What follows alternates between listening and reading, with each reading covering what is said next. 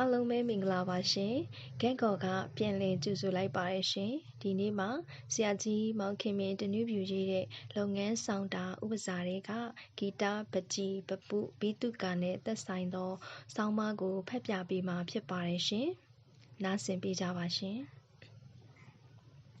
မြန်မာဥပစာများတွင်တီဆိုတီးမုံမှုအနုပညာလုပ်ငန်းကိုအစွဲပြု၍ပေါ်ပေါက်လာသောဥပစာများကိုတခန်းတကဏ္ဍလေ့လာနိုင်ပါသည်မြန်မာတန်စဉ်9ပါးတွင်9တန်ချီသည့်အမြင့်ဆုံးအတန်ဖြစ်သည်လက်ကြောအပြိုတော်တို့တီးချက်နှင့်အချို့ပတ်ပြိုးများတီးရာတွင်သုံးသည်9တန်ချီဆိုသည်ကိုအစွဲပြု၍ကျေလောင်စွာ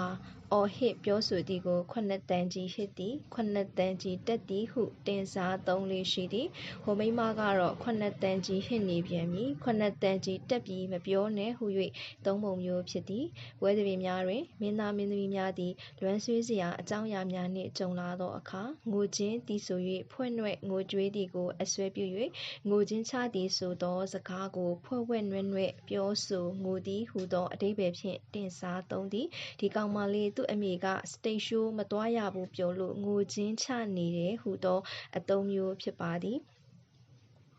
တီဆိုတီးမှုရာတွင်စီဝါဖြင့်စနစ်တကျပိုင်းခြားကန့်သက်ထားသည့်အတွက်စီဝါကိုက်အောင်တီဆိုတီးမှုရသည်စီးမှာတက်ထုဖြင့်ပြုလုပ်ထားသောတမယာခွန်ထက်ချမ်းပုံဇုံတွဲဒုရိယာကလေးဖြစ်၍ဝါမာဝါလက်ခုပ်သို့မဟုတ်တစ်သားတုံးကလေးတို့ဖြစ်သည်စီးကိုတီးလျင်ချွင်ဟုအတန်မြည်၍ဝါကိုတီးလျင်ချက်ဖြောက်ဟုမြည်သည်တီဆိုတီးမှုရာတွင်စီဝါမကိုက်လျင်အထိန်အချုပ်မရှိသည့်သဘောဖြစ်သည်ထိုသဘောကိုအစွဲပြု၍စီးလွတ်ဝါလွတ်ဟုသောစကားကိုအထိန်ချုပ်မရှိဘဲစီးကမ်းမရှိဘဲစီးမဲ့ကမ်းမဲဟုသောအဓိပ္ပာယ်ဖြင့်သုံးသည်သူတို့အပျော်လွန်ပြီးစီးလွတ်ဝါလွတ်ကဲနေကြတယ်ဟုသောအသုံးမျိုးဖြစ်သည်တီဆိုတီးမှုရာတွင်စီဝါကိုက်တကဲ့သို့ညီညွတ်အောင်စီစဉ်တိုင်ပင်ထားသည်ကိုလည်းစီဝါကိုက်သည်ဟုတင်စားသုံးသည်စီဝါရိုက်သည်ဟုလည်းသုံးသည်လူကြီးတွေကိုတွားတွေ့ရင်ပြောဖို့စီဝါကိုက်ထားရအောင်ဟုသောအသုံးမျိုးဖြစ်သည်ဇက်ကားပြနေသူကဆိုင်းဆရာကိုစီလျော်ရာတီးကွက်တီးပေးရန်ပြောသည်ကိုဆိုင်းဆင့်သည်ဟုခေါ်သည်ထိုအခါဆိုင်းဆရာကစီလျော်ရာတီးလုံးကိုတီးပေးရသည်ဆိုင်းမစင်ဘဲထွက်လာခြင်းသည်ကြိုတင်အတိမပေးသည့်သဘောဖြစ်သည့်အလျောက်ဆိုင်းမစင့်ပုံမစင့်ဟုသောစကားကိုကြိုတင်အကြောင်းမကြားဘဲကြိုတင်အတိမပေးဘဲဟုသောအဓိပ္ပာယ်ဖြင့်တင်စားသုံးလေးရှိသည်နေကဆွေမျိုးတွေဆိုင်းမစင့်ပုံမစင့်ရောက်လာကြတယ်ဟုသောအသုံးမျိုးဖြစ်သည်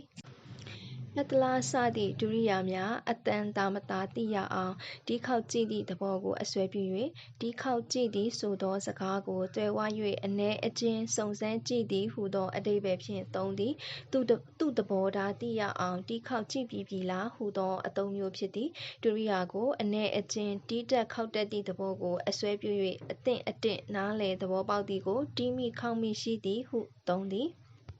ကျွန်တော်ဒီကစားနည်းကိုတီးမိခေါက်မိရှိပါတယ်ဟုသောအသုံးမျိုးဖြစ်သည်တီးမှုရာတွင်တခြင်းစာသားမပါဘဲတီးလုံးသက်သက်ကြားဝင်ဖြတ်ဆွတ်တီးသည်ကိုတောသည်ဟုခေါ်သည်ထို့အတူစကားကိုကြားဝင်ပြောဆိုသည်ကိုတောသည်ဟုတင်စားသုံးသည်မင်းတည်တည်ချာချာမသိဘဲဘာတွေဝင်တောနေတာလဲဟုသောအသုံးမျိုးဖြစ်သည်တီးမှုရာတွင်စီးသုံးချက်ဝါတစ်ချက်တီးသည်ကိုနရီစီးဟုခေါ်သည်စီဝါကိုနရီကိုက်တီးသည့်သဘောကိုအစွဲပြု၍နရီကိုက်သည်ဟုသောစကားကိုကိုက်ညီသည်ဟုသောအဓိပ္ပာယ်ဖြင့်သုံးသည်ဘယ်ပွဲမှာဘယ်အဝတ်ဝတ်ရမယ်ဆိုတာနရီကိုက်အောင်ကြိုတင်ပြင်ဆင်ရတယ်ဟုသောအသုံးမျိုးဖြစ်သည်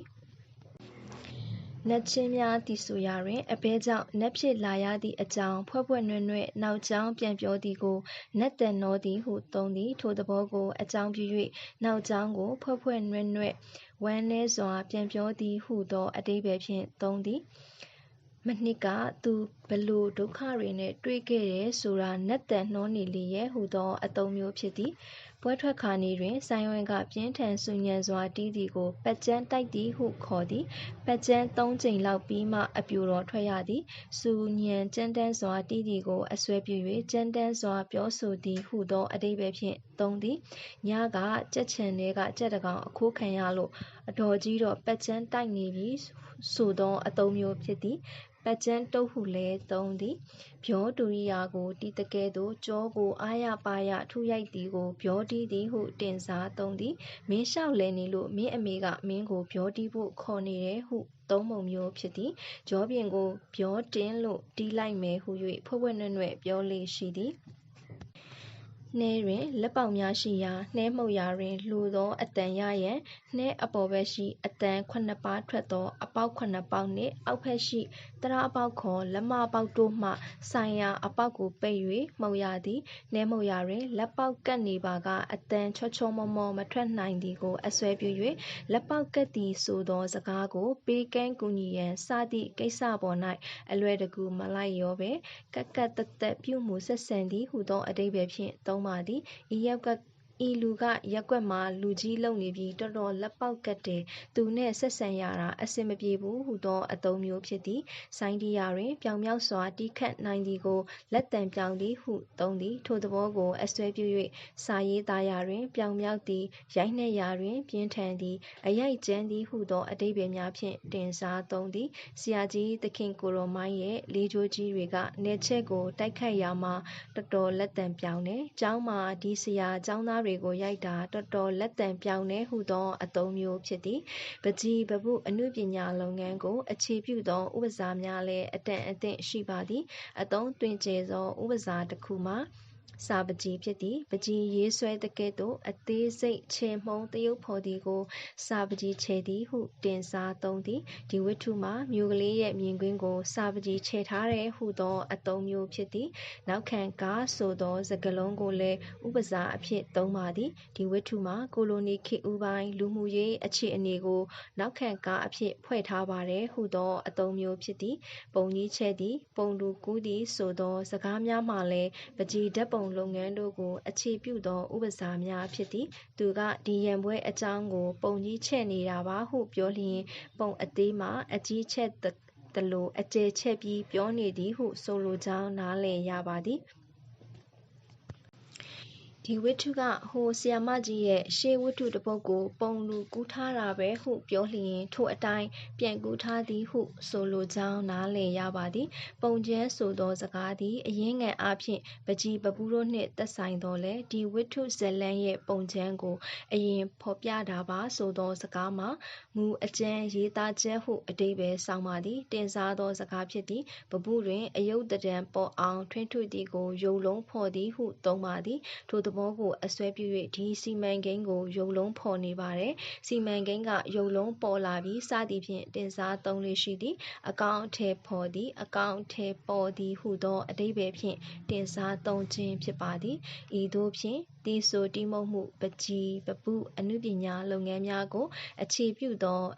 ဥပစာစကားများကိုတွေ့ရပါသည်နားဆင်ပေးခဲ့ကြသူများအားလုံးကိုကံကောကအထူးပဲကျေးဇူးတင်ရှိပါတယ်ရှင်။